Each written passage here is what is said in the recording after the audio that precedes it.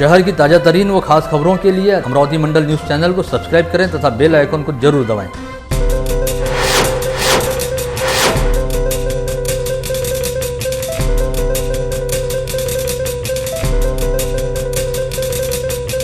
नमस्कार, दैनिक अमरावती मंडल के मंडल news bulletin में आप सभी का स्वागत है। आइए पेश करते हैं आज की कुछ खास खबरें। आज 14 दिसंबर 2020 को इस साल का आखिरी सूर्य ग्रहण होने जा रहा है। यह सूर्य ग्रहण भारतीय समयानुसार शाम 7:03 से रात 12:23 तक चलेगा। हालांकि यह ग्रहण इस बार भारत में दिखाई नहीं देगा, बल्कि यह ग्रहण इस बार दक्षिणी अफ्रीका, दक्षिणी अमेरिका, प्रशांत महासागर, अटलांटिक, हिंद महासागर व अंटार्कटिका में पूरी तरह से दिखाई देगा। यह ग्रहण तब लगने जा रहा है जब भारत में सूरज अस्त हो चुका होगा, इसलिए यह उन क्षेत्रों में दिखाई देगा जब इस दौरान सूर्योदय वाली स्थिति बनी रहेगी। ज्योतिष शास्त्रज्ञों के मुताबिक यद्यपि भारत में यह सूर्य ग्रहण नहीं दिखाई देगा, लेकिन फिर भी इसके शुभ अशुभ परिणामों व प्रभावों से लोग अछूते नहीं रह पाएंगे, क्योंकि इस बार सूर्य ग्रहण पर 4 ग्रहों का संयोग बनने जा रहा है, जिसकी वजह से सभी राशियों पर इसका अलग अलग प्रभाव बढ़ेगा। देश की राजधानी दिल्ली में चल रहे किसान आंदोलन को लेकर भाजपा के नेतृत्व वाली सरकार के मंत्रियों व सांसदों द्वारा चुप्पी साध कर रखी गई है। इसका निषेध करते हुए विदर्भ क्षेत्र से वास्ता रखने वाले 2 केंद्रीय मंत्रियों नितिन गडकरी व संजय धोत्रे के नागपुर व अकोला स्थित निवास स्थान के सामने युवा कांग्रेस कार्यकर्ताओं द्वारा जवाब दो आंदोलन किया गया। इसके तहत अकोला में केंद्रीय राज्य मंत्री संजय धोत्रे के घर के सामने युवा कांग्रेस के प्रदेश महासचिव सागर देशमुख के नेतृत्व में मुंडन आंदोलन भी किया गया। गत रोज अमरावती शहर निवासी कुछ यार दोस्त पर्यटन करने के लिहाज से ताड़ोबा के जंगल पहुंचे, जहां पर उन्हें T7 नामक मादा बाघ सहित उसके 3 शावकों को देखने का सौभाग्य मिला। पर्यटकों का यह दल गत रोज जब मोहाली गेट से जंगल सफारी हेतु जीप में सवार होकर सुबह 6:30 बजे आगे बढ़ा, तो ताड़ोबा अभयारण्य के भीतर प्रवेश करने के बाद 8:30 बजे एक जल स्रोत के पास उन्हें T7 तारा बाघिन सहित उसके 3 शावक दिखाई दिए, जिसमें से एक शावक करीब 15 से 20 मिनट तक एक पोखर में बड़े आराम से पानी पी रहा था। वहीं 2 अन्य शावक व तारा बाघिन तुरंत ही नजरों से ओझल हो गए थे। राज्य विधानमंडल के 2 दिवसीय अधिवेशन के पहले दिन जहां एक और सत्ता पक्ष व विपक्ष के बीच जमकर टकराव हुआ, वहीं बडनेरा निर्वाचन क्षेत्र के निर्दलीय विधायक रवि राणा द्वारा पहनी गई पोशाक को लेकर भी सदन में जमकर हंगामा हुआ। जिसके बाद विधायक राणा द्वारा पहनी गई पोशाक पर आपत्ति जताते हुए विधानसभा अध्यक्ष नाना पटोले ने उन्हें सदन से बाहर जाने का आदेश दिया। हालांकि इसके बावजूद भी विधायक राणा सदन में उपस्थित रहते हुए सरकार के खिलाफ नारेबाजी करते रहे, जिसकी वजह से सत्ता पक्ष के विधायक और आक्रामक हो गए और उन्होंने विधायक राणा को सदन से निलंबित किए जाने की मांग की। इस समय नेता प्रतिपक्ष देवेंद्र फडणवीस ने मध्यस्थता करने का प्रयास करते हुए कहा कि यद्यपि विधायक राणा का कृत्य योग्य नहीं है, लेकिन उनके द्वारा उठाए गए मसले पर सदन ने विचार करना चाहिए। अपंग जनता दल द्वारा यहाँ बुलाई गई पत्रकार परिषद में घोषणा की गई कि संगठन द्वारा दिव्यांग रहने वाले जायसवाल दंपति को न्याय दिलाने की मांग को लेकर आगामी 16 दिसंबर को अपराह्न 12 बजे पुलिस आयुक्तालय के सामने आमरण अनशन शुरू किया जाएगा। पत्रकार परिषद में बताया गया कि स्थानीय सिटी सेंटर में स्थित आर्यन ऑप्टिकल के संचालक संदीप जायसवाल व उनकी दिव्यांग पत्नी के साथ नाहक मारपीट करने वाले उद्यम मोटवानी, लाला मोटवानी, दीपक मोटवानी व साहिल मोटवानी के खिलाफ गाड़गेनगर थाना पुलिस में कई गंभीर धाराओं के तहत अपराध दर्ज रहने के बावजूद जांच अधिकारी ने कोर्ट में किसी तरह के दस्तावेज प्रस्तुत नहीं किए, जिसकी वजह से लालचंद मोटवानी को छोड़कर 3 अन्य आरोपियों को अदालत द्वारा जमानत दे दी गई। वहीं लाला मोटवानी को जमानत नहीं मिलने के बावजूद गाड़गेनगर थाना पुलिस ने उसे अब तक गिरफ्तार नहीं किया है और लाला मोटवानी द्वारा दिव्यांग रहने वाले जायसवाल दंपति को आए दिन प्रताड़ित किया जा रहा है। अमरावती जिले की मोर्शी व वरुड़ तहसील सहित अन्य तहसील क्षेत्रों में बड़े पैमाने पर संतरे की फसल ली जाती है, लेकिन इस वर्ष अतिवृष्टि व ओलावृष्टि की वजह से संतरा बागानों का बड़े पैमाने पर नुकसान हुआ है।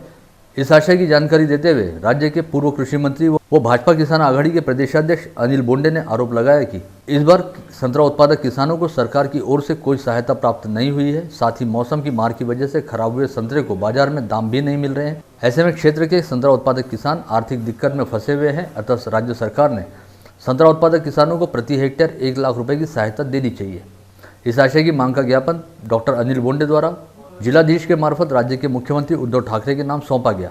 साथ ही डॉक्टर अनिल बोंडे ने कलेक्ट्रेट परिसर में लोगों को निःशुल्क संतरे वितरित करते हुए बड़े अनूठे ढंग से आंदोलन किया। इस समय उनके साथ कई भाजपा पदाधिकारी व संतरा उत्पादक किसान उपस्थित थे। आज अशी परिस्थिती आहे की 10,000 रुपये टनालाही संत्रा चालला नाही, 5,000 रुपये टनानं व्यापारी येत नाही, म्हणजे संत्र तोडाचा खर्च सुद्धा निघत नाही, त्याच्या ट्रान्सपोर्टेशनचा खर्च निघत नाही। कारण का या सरकारला घेणं देणं नाही। नौटंकीवाले आमदार दिल्लीला जाऊन बसले, संत्रा उत्पादक शेतकऱ्यांना वाऱ्यावर सोडलं. इकडे विधानसभेचं अधिवेशन आहे, दरवर्षी नागपूरला असते, पण नागपूरच्या अधिवेशनात संत्रा आम्ही भाव कमी असला तर तिथे आम्ही मांडू शकतो. आता मुंबईला आम्ही जाऊ शकत नाही. केंद्र सरकार द्वारा अमल में लाए गए 3 कृषि कानूनों के खिलाफ देश की राजधानी दिल्ली में किसानों द्वारा किए जा रहे आंदोलन का समर्थन करते हुए किसान संघर्ष समन्वय समिति द्वारा स्थानीय जिलाधीश कार्यालय के सामने जबरदस्त धरना प्रदर्शन किया गया, जिसमें विभिन्न राजनीतिक दलों व संगठनों के पदाधिकारी व कार्यकर्ता शामिल हुए।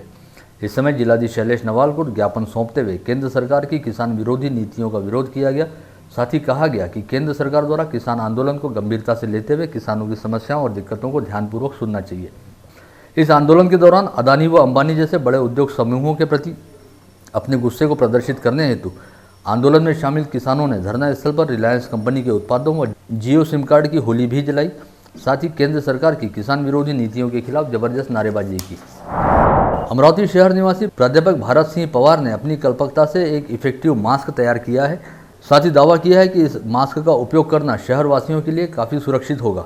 यहाँ बुलाई गई एक पत्रकार परिषद में उन्होंने अपने द्वारा बनाए गए इफेक्टिव मास्क के बारे में जानकारी देते हुए बताया कि इस मास्क को बड़ी आसानी के साथ कोई भी अपने घर में बना सकता है और इसे पहनकर बाहर निकलने पर कोविड-19 वायरस सहित हर तरह के संक्रामक वायरस से बचा जा सकता है। हे जर तुम्ही चांगलं डेव्हलप केलं समजा हे मास्क अशा पद्धतीचे तर इफेक्टिव्ह डिस्टन्स वाढल्यामुळे त्या करोनाचा ट्रान्सफर होणारच नाही. एका व्यक्तीपासून दुसऱ्या संक्रमित व्यक्तीपासून दुसऱ्या व्यक्तीला ट्रान्सफर होण्याची शक्यता ऑलमोस्ट जीरो है, ऑलमोस्ट जीरो। वलगांव निर्वाचन क्षेत्र के पूर्व विधायक रहे शिवसेना नेता स्वर्गीय संजय बंड के स्मृति दिवस अवसर पर शिवसेना के पार्टी प्रमुख और राज्य के मुख्यमंत्री उद्धव ठाकरे द्वारा किए गए आह्वान के चलते रविवार 13 दिसंबर को भातकुली तहसील में भव्य रक्तदान शिविर का आयोजन किया गया था, जिसमें 71 शिवसैनिकों ने रक्तदान करते हुए लोक नेता कहे जाते स्वर्गीय संजय बंड को उनके स्मृति दिवस पर श्रद्धांजलि अर्पित की। स्थानीय श्री शिवाजी शिक्षा संस्था, राष्ट्रीय सेवा योजना पथक, संत गाडगे बाबा अमरावती विद्यापीठ, यशवंतराव चौहान प्रतिष्ठान, डॉक्टर पंजाबराव देशमुख स्मृति मेडिकल कॉलेज तथा मातोश्री विमलाबाई देशमुख महाविद्यालय के संयुक्त तत्वाधान में शनिवार 12 दिसंबर को रक्तदान शिविर का आयोजन किया गया था। इस रक्तदान शिविर में 124 रक्तदाताओं ने स्वयं स्फूर्त रूप से रक्तदान किया, जिन्हें आयोजकों द्वारा प्रमाण पत्र देकर सम्मानित किया गया। जिले में सोमवार 14 दिसंबर को कोरोना के 39 नए संक्रमित मरीज पाए गए। इसके साथ ही जिले में कोरोना के कुल संक्रमितों की संख्या 18,634 पर जा पहुंची। सोमवार को RT-PCR टेस्ट में 32 और रैपिड एंटीजन टेस्ट में 7 लोगों की रिपोर्ट पॉजिटिव आई है, जिनमें 2 अल्पवयीन बच्चों सहित 26 पुरुषों व 11 महिलाओं का समावेश है। इनमें अमरावती शहर के 20 और ग्रामीण इलाकों के 19 लोग शामिल हैं।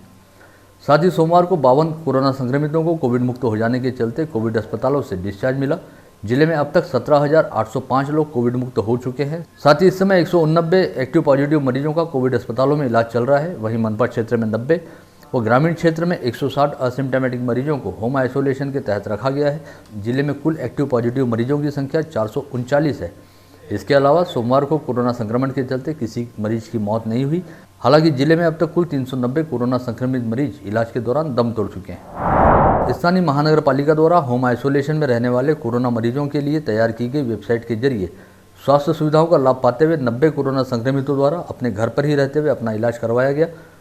इन 90 मरीजों ने वेबसाइट के जरिए अपना पंजीयन कराया था। किसी भी मरीज से प्रत्यक्ष संपर्क न करते हुए उन्हें वेबसाइट के जरिए तमाम उपचार संबंधी जानकारी मिल सके, ऐसी व्यवस्था मनपा के पशु शल्य चिकित्सक व होम आइसोलेशन के नोडल अधिकारी डॉक्टर सचिन बोंद्रे व उनकी टीम द्वारा की गई, जिसके सार्थक नतीजे सामने आए हैं।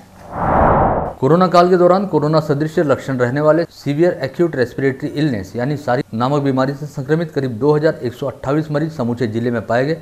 इसमें से 413 मरीजों की कोविड टेस्ट रिपोर्ट पॉजिटिव आई और 16 मरीजों की मौत भी हो गई। वहीं केवल सारी से ही संक्रमित रहने वाले 250 से अधिक मरीजों की भी मौत हुई है।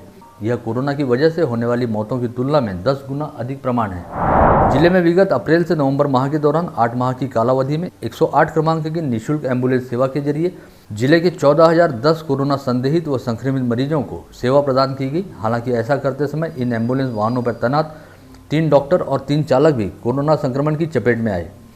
108 टोल फ्री क्रमांक की निःशुल्क एम्बुलेंस के जरिए सड़क हादसे व हृदयाघात मामलों में 13,179 मरीजों को तत्काल इलाज उपलब्ध हो पाया।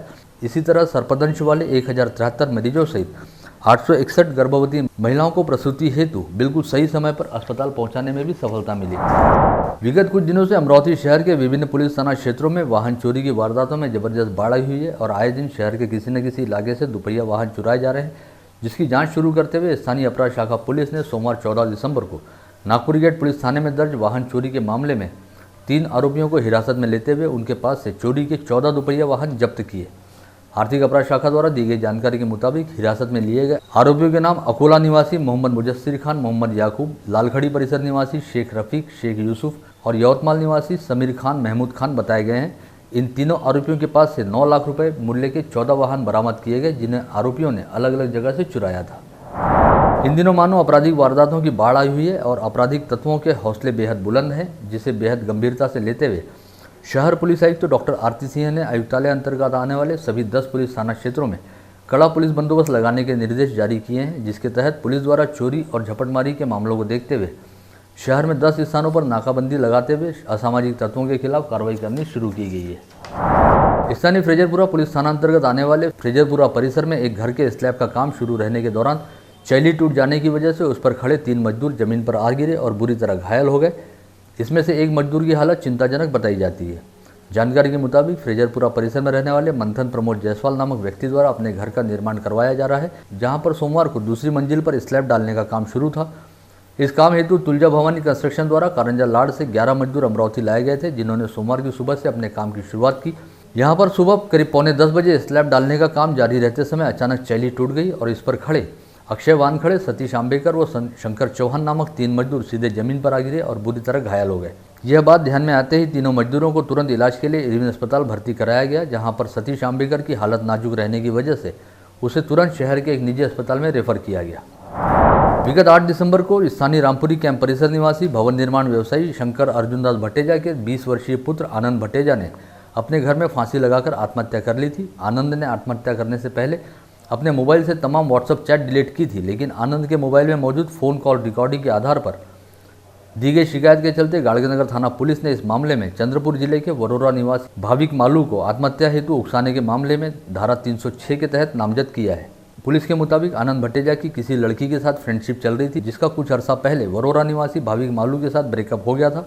इसके बावजूद भाविक मालू उस युवती के साथ संपर्क में रहने का प्रयास कर रहा था। इसे लेकर आनंद भट्टेजा ने फ़ोन पर ही भाविक मालू को उस युवती से दूर रहने की सलाह दी, लेकिन भाविक मालू ने आनंद भट्टेजा को अमरावती आकर मारने की धमकी दी थी। यह पूरी कॉल आनंद भट्टेजा के मोबाइल में रिकॉर्ड हो गई है, जिसके आधार पर मृतक आनंद भट्टेजा के पिता शंकर भट्टेजा ने वरोरा निवासी भाविक मालू के खिलाफ गाड़गेनगर थाना पुलिस में आत्महत्या हेतु प्रवृत्त करने की शिकायत दर्ज कराई है।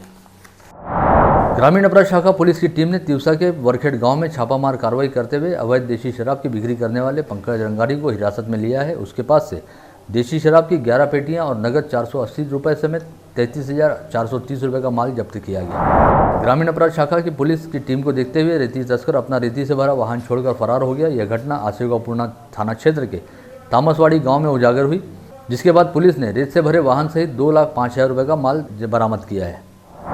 शहर के इरविन चौक परिसर में रहने वाले 22 वर्षीय शिव कोठारी नामक युवक के साथ ऑनलाइन ठगी किए जाने का मामला सामने आया है। शिव कोठारी ने OLX पर PS3 वीडियो गेम बिक्री के लिए विज्ञापन डाला था और एक व्यक्ति ने मोबाइल पर संपर्क करते हुए उससे वीडियो गेम खरीदने के नाम पर फ़ोनपे अकाउंट नंबर लेकर QR कोड भेजने की जानकारी देते हुए उसके खाते से 91,599 रुपये उड़ा लिए। ग्रामीण अपराध शाखा की टीम ने करजगांव कस्बा पुलिस थाना क्षेत्र के कुर्रा गांव के नज़दीक कुर्रा से कोंडवर्धा के बगल में स्थित हिंदू स्मशान भूमि में खेले जा रहे जुए पर छापामार कार्रवाई करते हुए 3 आरोपियों को गिरफ्तार किया। वहीं 3 अन्य आरोपी मौके से भाग गए। इसी के साथ आज का बुलेटिन यहीं समाप्त होता है। कल दोबारा आप सभी से मुलाकात होगी ऐसे ही कुछ खास खबरों को लेकर। तब तक के लिए नमस्कार।